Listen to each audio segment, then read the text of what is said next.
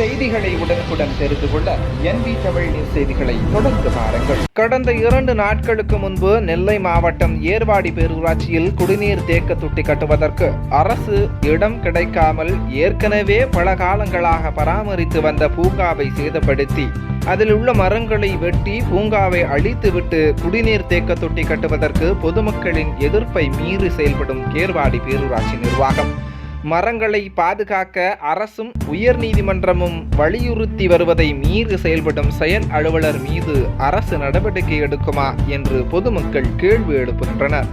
தட்டி கேட்ட பொதுமக்களின் மீது காவல்துறை மூலம் வழக்கு போடுவதை ஏர்வாடி பேரூராட்சி நிர்வாகம் வாடிக்கையாக்கிவிட்டது. மரங்களை வெட்டுவதற்கு பூங்காவை அழிப்பதற்கு யார் அதிகாரம் கொடுத்தார்கள் என்ற கேள்வி மரம் வெட்டும் தொழிலாளியிடம் கேட்டதற்கு ஈஓ என்று பதறி போய் பதிலளிக்கும் கூலி தொழிலாளி. யார் வெட்ட சொன்னாங்க? பஞ்சாயத்து ஆபீசரா, ஈஓவா அல்லது பஞ்சாயத்து தலைவரா?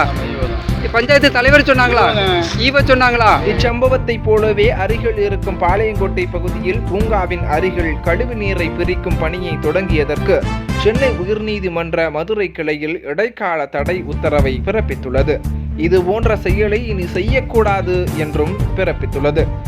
அரசும் உயர்நீதிமன்ற உத்தரவை மீறும் ஏர்வாடி பேரூராட்சி நிர்வாக செயல் அலுவலரின் மீது தகுந்த நடவடிக்கை எடுத்து பொதுமக்கள் சார்பாக மாவட்ட ஆட்சியருக்கு கோரிக்கை வைக்கப்படுகிறது. NV தமிழ் நியூஸ் செய்திகளுக்காக ஒளிப்பதிவாளர் முஸ்தமிலுடன் செய்தி வாசிப்பாளர் RJ ஜமால்.